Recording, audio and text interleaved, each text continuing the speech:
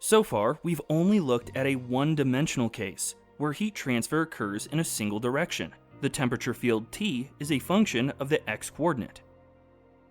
But we'll also encounter two-dimensional cases, where temperature is a function of the x and y coordinates. Or three-dimensional cases, where it's a function of x, y, and z.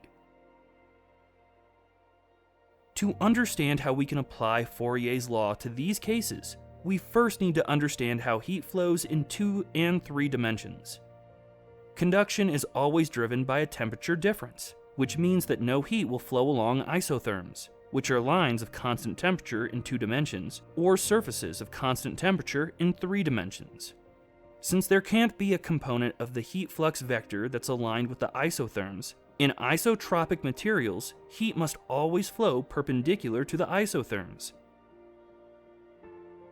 If we define n as the normal to the isotherm at a specific point, we can reformulate Fourier's law into a more general form that gives us the heat flux in that direction.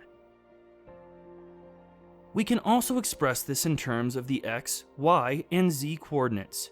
Here the heat flux is a vector, and I, j, and k are unit vectors in the x, y, and z directions. The term in the brackets represents the gradient of the temperature distribution and can be expressed more compactly using the del operator. This is the general form of Fourier's law.